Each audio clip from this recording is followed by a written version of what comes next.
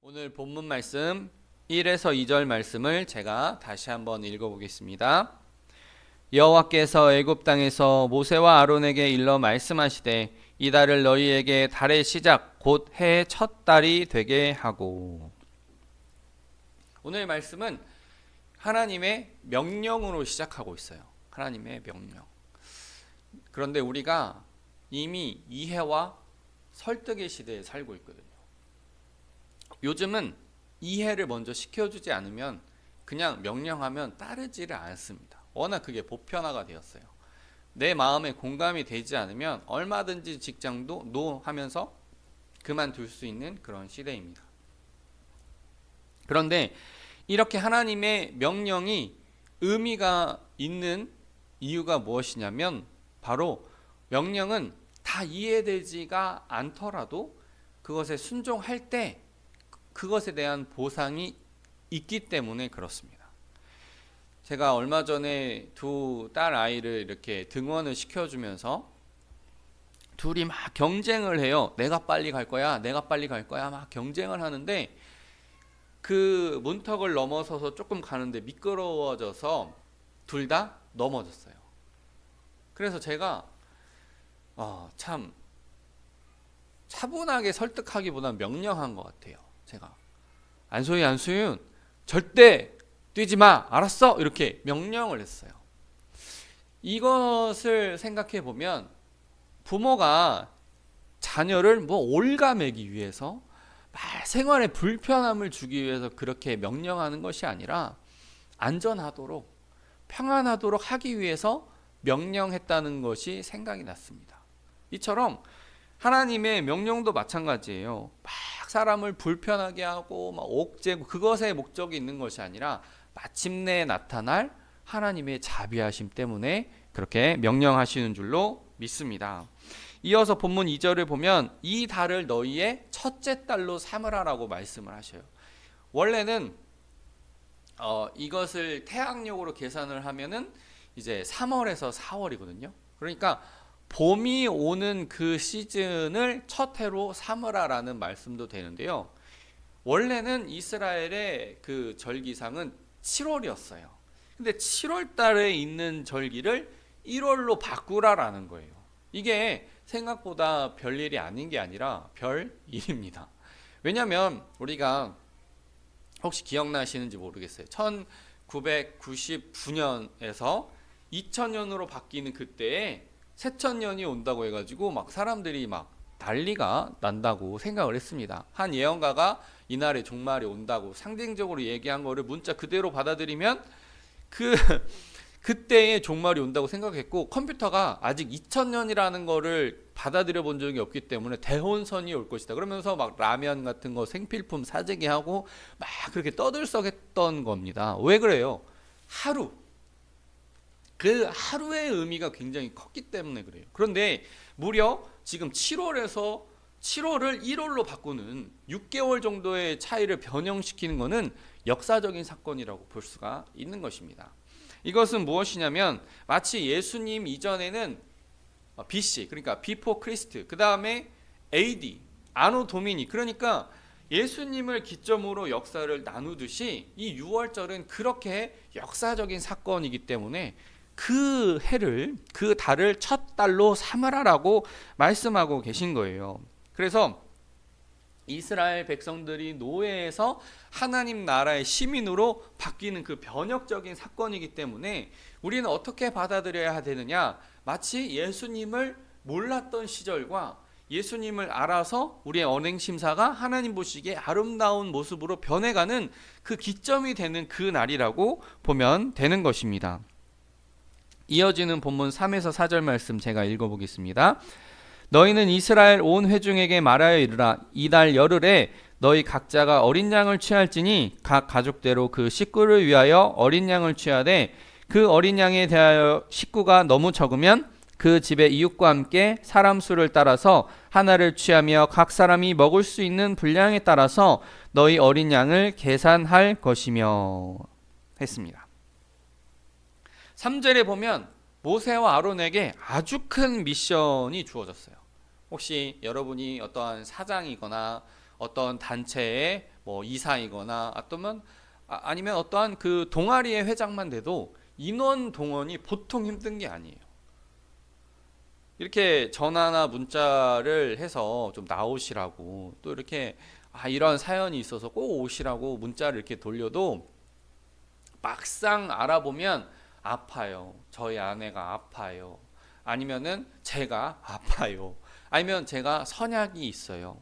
제가 이때는 조금 어려울 것 같네요. 별 사연이 다 들려져요. 이스라엘 백성도 얼마나 일이 많겠어요. 이때는 제가 김장해야 돼요.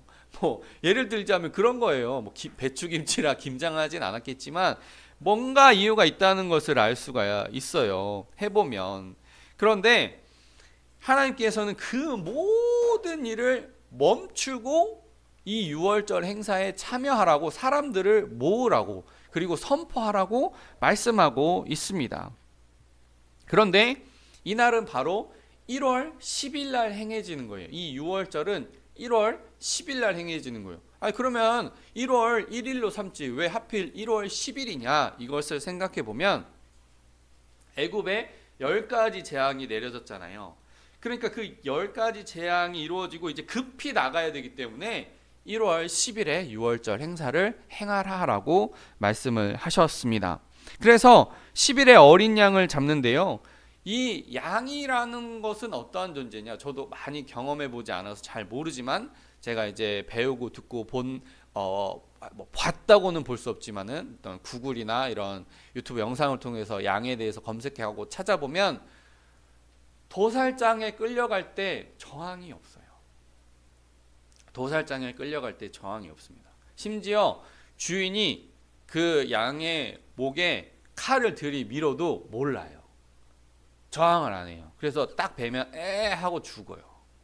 그러니까 이 양의 특성, 주인을 엄청나게 신뢰하고 도살장에 끌려가거나 목에 칼을 들이밀어도 별다른 저항도 없이 아주 침묵하면서 그 인내하는 모습은 정말 예수님께서 그날 밤에 잡히셔서 그 다음날 아침에 십자가에 달리시기까지 보여주셨던 모습과 너무나 닮아 있어요. 그래서 양을 잡는 것입니다.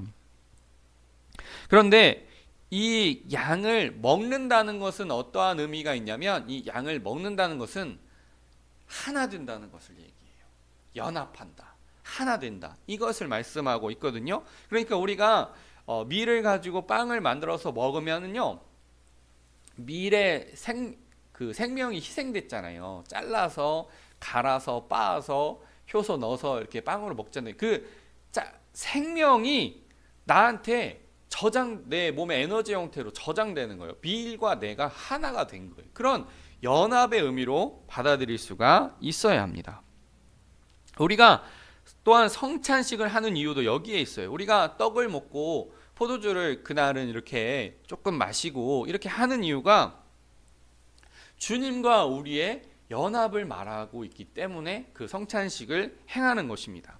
이것은 나의 몸이라, 나의 찢긴 몸이라, 이것을 먹으라, 그리고 나를 기념하라, 이것은 너희를 위하여 흘리는 내 피라, 받으라, 마시라, 이렇게 우리 주님이 말씀하셨다는 것입니다. 그리고 나서 오늘 본문인 4절을 보니까 각 사람이 먹을 수 있도록 분량에 따라서 너희 어린 양을 계산할 것이며 했습니다. 그러니까 무슨 뭐 추석이나 이렇게 명절날 잔치하듯이 잔뜩 어마어마하게 남아도 상관없어, 버려도 상관없어, 그렇게 무절제하게 행하는 것이 아니라 너희의 생명수를 계산하라는 거예요. 생명에 해당하는 가치가 실현되는 날이기 때문에 너희의 사람 수를 계산하라라고 말씀하고 있습니다. 그런데 이 절제된 식사에 오묘한 그런 확장성이 있어요. 보세요. 절제는 되어 있어요. 아무렇게나 막 버려지고 막 낭비되고 그렇게 하는 것이 아니라서 굉장히 절제되어 있는 것처럼 보이지만 확장성도 있어요. 오묘하죠. 이것은 뭐냐면 그 어린 양을 자기도 먹고 자기의 가족도 먹고 이웃과도 먹어야 하기 때문입니다. 이웃과 함께 한다는 것은 결코 쉬운 건 아니에요. 우리가 요즘에는 아파트에 이렇게 살면 주변에 이렇게 누가 잘 살고 있는지도 잘 모릅니다. 왕래도 많이 없어요. 그런데 이 이웃을 돌아본다는 것을 생각하면서 저도 교회 주변에 그런 어떤 가게들을 봐요. 왜냐하면 교회 주변은 다 상가 건물이기 때문에. 그런데 최근에 돈가스 집이랑 카페가 오픈을 했잖아요. 제가 일부러 이렇게 다녀봅니다. 왜냐하면 그 사장님들의 마음을 조금 알 것 같아서. 왜냐하면 우리 이 군산 명성교회 이 군산의 수성동 지역이 낙후 지역은 아니에요. 솔직히 군산 수성동이 낙후 지역은 아니지만 벌써 다른 동네로 이렇게 인구들이 이전하고 아파트들이 새로 생기고 상권들이 막 옮겨가기 시작하면서 이 동네에 가게를 오픈한다는 것이 이거 사장님들이 굉장한 용기가 필요한 거다. 그런 생각이 들거든요. 그래서 다녀보는 거예요. 그래서 그 가게에 가기만 하면 안 되잖아요. 또 돈가스 먹어보기도 하고 커피 한 잔 사 먹어보기도 하고 그렇게 해봅니다. 그러면서 사장님한테 넌지시 한번 물어봤어요. 사장님, 이렇게 가게 오픈하시는 거 쉽지 않으셨을 텐데 어떻게 이렇게 용기를 내셨어요? 이렇게 물어보니까 저희 교회 바로 앞에 있는 돈가스 집, 그 집 사장님이 말씀하시기를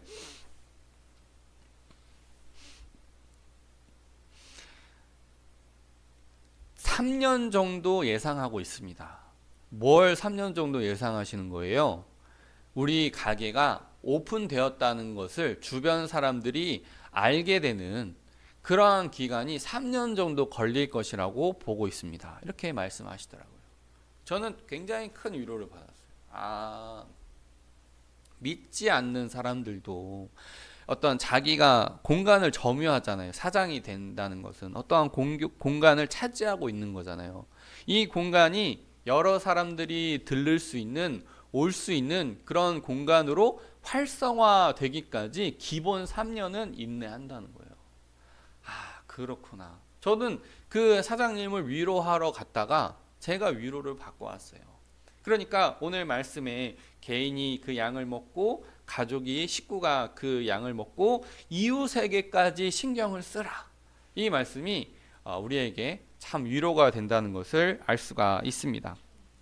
이어지는 본문 5에서 6절 말씀 제가 한번 읽어보겠습니다. 너희 어린 양은 흠없고 1년 된 수컷으로 하되 양이나 염소 중에서 취하고 이달 열 나흘날까지 간직하였다가 해질 때에 이스라엘 회중이 그 양을 잡고.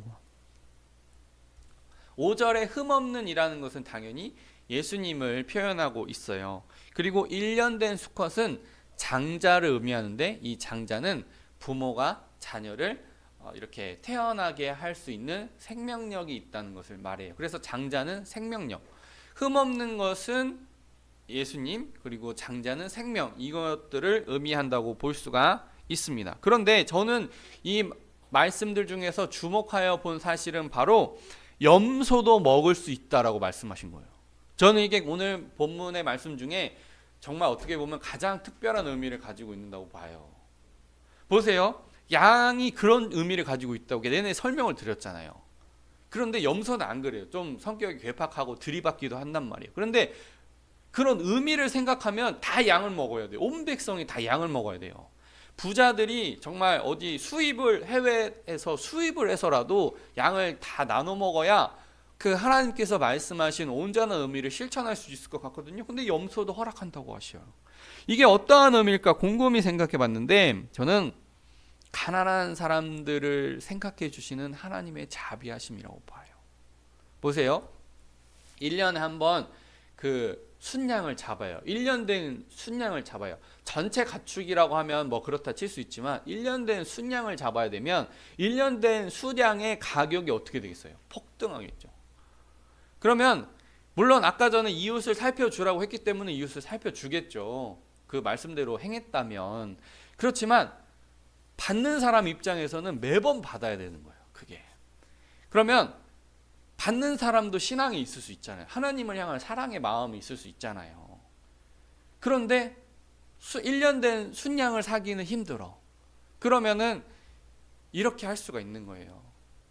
내가 비록 가난하지만 내 돈을 조금씩이라도 떼어서 모아서 염소를 사는 거예요. 아니면은 어린 염소를 싼 가격에 사와서 내가 키우면서 뭐 밥이든 뭐든 주면서 풀이든 뭐든 주면서 그렇게 키워서 어린 양 대신 사용하는 거예요. 그러니까 저는 하나님이 이 유월절 예수님을 예표하는 이 중요한 사건에 예외를 허락하신다? 이거는 그 고대의 이스라엘의 가난한 그 한 남편이 될 확률이 높겠죠. 그 가장의 어깨와 마음을 위로하시는 거예요. 유월절 이 엄중한 명령에도 가난한 사람을 위해서 예외를 허락하시는 하나님의 그 자비하심, 이 하나님의 사랑이 얼마나 깊고도 넓은가, 그것을 생각해 보게 됩니다. 그리고 오늘 본문 6절을 보면 1월 14일까지 양을 간직하라라고 말씀을 하셔요. 자, 이런 말씀을 하고 있는데, 최근에 개 식용을 금지하는 그것 때문에 말들이 많습니다. 어떠한 분들은 세상에 개를 키우는 사람이 애정이 생겨서 안 먹는 것은 이해가 되지만 우리는 그 어려서부터 그냥 먹어왔고, 그렇게 따지면 소든 양이든 염소든 아니면 닭이든 살아있는 건 다 먹으면 안 되지, 왜 하필 개만 먹으면 안 된다고 하느냐, 이런 어르신들의 입장도 이해가 충분히 돼요. 반대로 정말 너희들도 한번 키워봐라, 얘가 얼마나 나를 위로해주고 나에게 사랑을 샘솟게 하고 얼마나 영리하고 돌아오면 꼬리치고 예쁘고 막 이렇게 볼에 뽀뽀도 하려고 하고, 그런 사랑스러운 모습을 보는 그 대상, 어찌 보면 사람보다, 범죄하는 사람보다 이 개가 더 나아. 그런데 어떻게 개를 먹을 수가 있어, 이 야만인들아, 이렇게 말하는 그러한 젊은 세대의 말도 일리가 있다고 생각을 해요. 그러면 제가 이렇게 말씀드리는 게 뭐 이거에 대한 찬반의 논란을 위해서 말씀드리는 게 아니고, 1월 14일까지 그 양을 간직하라고 했잖아요. 그럼 이게 무슨 말일까? 자, 보세요. 내가 양을 직접 기르는 사람이 아니라면 돈 주고 사와야 됩니다. 그러면 언제 사오게 되는 거죠? 1월 10일 날 그 양을 사오게 되는 거예요. 그러면 언제까지 간직하라고요? 1월 14일까지 간직하라고요. 그러면 간직하라는 게 그냥 너 어차피 제물로 드려줄 테니까 물도 안 주고 밥도 안 주고 병 들어도 괜찮고 그 말입니까? 아니에요. 흠 없는 어린 양을 계속 흠 없는 상태로 유지하기 위해서 계속 관심을 쏟으라는 거예요. 우리는 6월절 어린 양 그러면 그냥 사와가지고 그냥 딱 피 흘리고 그거 가지고 막 칠하기만 하면 되는 것으로 생각하는 경우가 많은데, 본문을 꼼꼼하게 살펴보니까 그 어린 양을 1월 10일 날 사와서 14일까지 관리해야 되는, 사랑, 애정을 쏟아야 되는 거예요. 그러면 그 애정을 쏟은 존재를 잡고 먹어야 되는 문제가 있습니다. 자, 그렇다면 이 애정을 쏟은 존재를 먹는다는 것을 우리가 어떠한 방식으로 이해하고 또 공감하고 그 하나님의 말씀에 설득될 수 있느냐? 그것은 바로 아까도 말씀드린 연합의 의미를 두지 않으면 이건 풀리지가 않아요. 그냥 윤리의식, 어떻게 그럴 수가 있어? 그런 윤리의식으로 접근하면 오늘 본문은 절대 풀리지가 않아요. 그러나 너가 그 사랑하고 애정을 두고 그 존재를 먹음으로써 그 연합을 실현하라는 거거든요. 너희가 사랑하고 애정하고 그냥 아무 별 볼 일 없이 그냥 탁 죽여가지고 먹고 즐거워하고 희희낙낙하고 그게 아니에요. 너희가 애정하고 사랑하는 그 존재를 눈물을 머금고 먹음으로써 이 피의 희생의 존재를 기억하라는 의미가 담겨져 있는 겁니다. 그러니까 어때요? 자연스럽게 이거는 예수님을 이렇게 예표하는 행동일 수밖에 없는 거죠. 요한계시록 3장 20절 말씀을 보면 볼지어다 내가 문 밖에 서서 두드리노니 누구든지 내 음성을 듣고 문을 열면 내가 그에게로 들어가 그와 더불어 먹고 그는 나와 더불어 먹으리라. 그러니까 이 성만찬은 우리에게 참된 연합이고 예수님과 하나 된다는 것을 말씀하고 있습니다. 또 이어지는 본문 6절 말미를 보면 이스라엘 온 회중이 그 양을 잡으라고 말씀하셨어요. 이스라엘을 향하여서 하나님이 뭐라고 말씀하셨습니까? 너희는 왕 같은 제사장이라고 말씀하셨어요. 그러니까 딱 7월 10일 날 대속제일만 대제사장만 그 제사를 행하는 것이 아니고, 물론 이제 그 외에도 다른 이제 번제나 뭐 속건제물 이런 것들이 또 화목제물들이 드려지긴 했겠지만, 이날만큼은 너희의 온 가정이 이 일을 행하라는 거예요. 다 제사장의 역할을 감당하라고 되어 있습니다. 가정마다 목회자가 있어야 되는 거예요. 원래 물론 전문적인 목사가 다 모든 국민이 될 수는 없고 모든 성도가 다 목사가 될 수는 없지만, 그런 만인 제사장의 마음으로 살아가야 하는 것입니다. 이러한 것들을 행하라고 하나님이 말씀하셨고, 이어지는 본문 7에서 10절을 보면 그 피를 양을 먹을 집 좌우 문설주와 임방에 바르고 그 밤에 그 고기를 불에 구워 무교병과 쓴 나물과 아울러 먹되 날것으로나 물에 삶아서 먹지 말고 머리와 다리와 내장을 다 불에 구워 먹고 아침까지 남겨두지 말며 아침까지 남은 것은 곧 불사르라 되어 있습니다.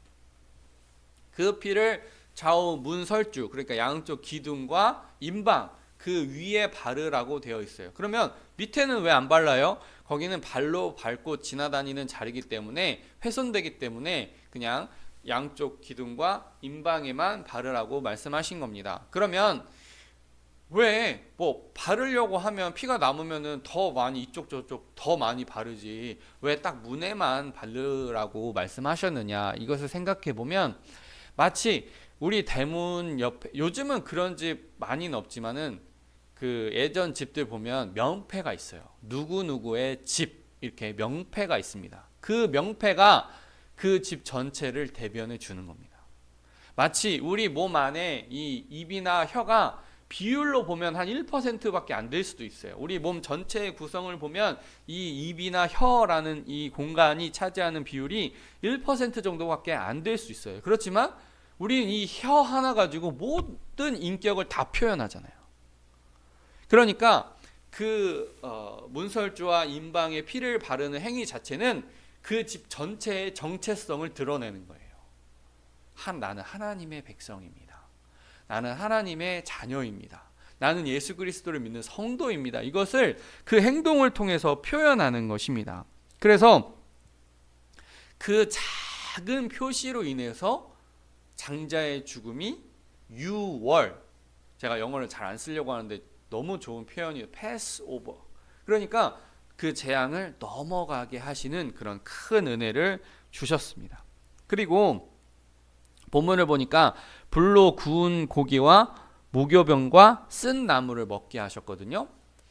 이게 참 황당한 식사죠. 우리가 추수감사절을 보면 많은 것들을 구입을 해와서 그거 가지고 또 먹고 이웃에게 나누고 그렇게 편안하고 즐겁고 여유롭고 넉넉한 식사가 있는 반면에 아주 그냥 불에 파싹 이렇게 구워서 그냥 기생충 같은 거 이런 거 안 좋은 거 팍 죽이고, 그 다음에 쓴나물, 저는 이 쓴나물을 생각을 해봤을 때 우리에게 어떤 게 쓴나물인가 생각해 봤는데 바로 약간 욕 같아가지고 망설여지는데 미친 김치라는 게 있잖아요. 우리가 그러니까 생김치가 있고 완전히 발효돼가지고 익은 김치가 있는데 그 중간에 미친 김치가 있잖아요. 발효 상태가 이렇게 되어가고 있는 과정 중에 있는 그런 김치. 그 김치 누가 좋아하는 사람 누가 있겠어요? 고기랑 나물이랑 같이 먹는데 그 김치가 막 맛이 이상하면 참 먹기 힘들잖아요. 그런 쓴나물을 무교병, 발효도 되지 않은 딱딱한 그런 빵을 먹으라고 하면 이거는 조금 이상한 식사입니다. 그나마 양고기가 있어서 조금 그 기름 때문에 부드럽게 먹을 수는 있겠지만 그 자체로만 보면 참 딱딱하고 쓰고 맛이 아주 특이한 그런 식사일 거예요. 그러면 이것을 왜 행해야 하느냐? 이 식사가 연합의 의미도 있지만 이후에 교육의 의미도 있기 때문이에요. 자녀들이 아버지 이렇게 맛없는 거 왜 이런 방식으로 먹어요? 저는 삶아서 먹는 게 좋아요.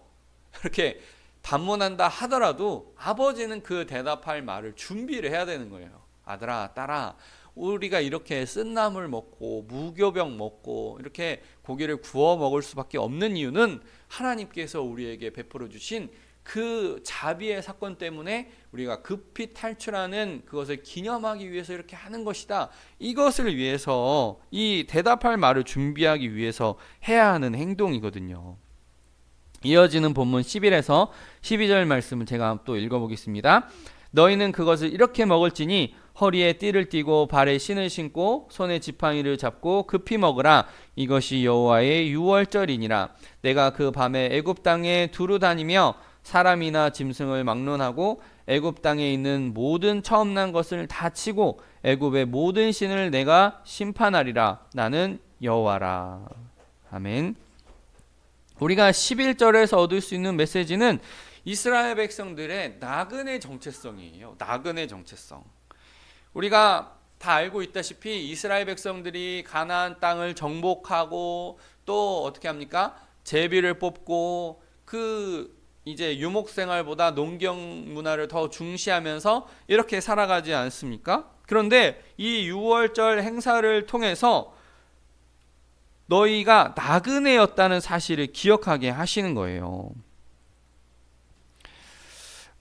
출애굽기에 보면 이런 말씀이 있죠. 너는 이방 나그네를 압제하지 말라. 너희가 애굽 땅에서 나그네 되었은즉 나그네의 사정을 아느니라. 제가 이 본문쯤을 준비하다가 한 사건이 떠올라서 눈물을 흘렸어요. 제가 이제 여러 번 말씀드려서 알고 있다시피 제가 한 9개월 정도, 10개월인가 9개월 정도 이렇게 학교에 세제 배달 일을 했었습니다.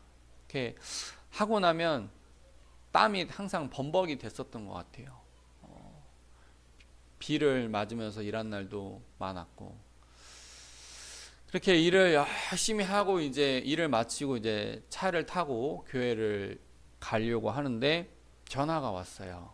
풍천교회 목사님이십니다. 풍천교회 목사님이 저한테 전화하셔서 군산 명성교회 목회자가 바뀌었는데 우리가 원래 일정 금액, 한 달에 일정 금액을 이렇게 선교를 하고 있었습니다. 그런데 담임 목사님이 바뀌신다고 해서 우리가 이 선교를 어떻게 해야 되나 제가 고민하고 있었는데 목사님 사연을 들어보니까, 목사님 사정을 들어보니까 계속해서 선교하는 게 좋을 것 같다고 그렇게 말씀을 하셨어요. 근데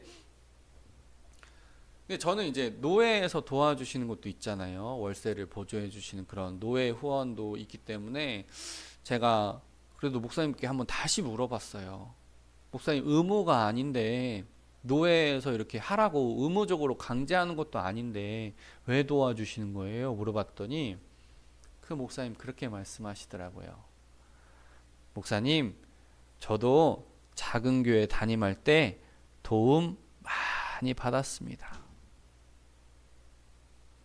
제가 눈물이 정말 많이 나더라고요. 제가 만약에 어떠한 좋은 형편의 처지에 되었습니다. 어떤 형편이 좀 나아졌어요. 그런데 남을 돕지 않으면은 내가 하나님 앞에 얼마나 부끄러운 목사가 될 것인가, 그걸 생각나게 해요. 제가 어제 몽골 단기 선교 나가고 있는 모 전도사님에게 이렇게 선교팀 선교 마치고 나서 월요일 날 돌아오면 식사라고 식비 20만 원을 선교를 보냈습니다. 그러면서 마음 한켠에 너무 감사한 거예요. 나도 작은 교회 담임할 때 도움 많이 받았어요. 저도 그런 삶을 살게 되는 거예요. 조금씩 더 나아지겠죠. 그래서 우리는 이 나그네의 정체성을 가져야 돼요. 내가 형편이 좋을 때 나 형편 좋아, 나 잘 살아, 그게 아니라 내가 형편이 어려웠을 때를 기억해야 돼요. 그렇게 해서 더 열심히 도와야 합니다. 이어지는 본문 13에서 14절 말씀 제가 읽어보겠습니다.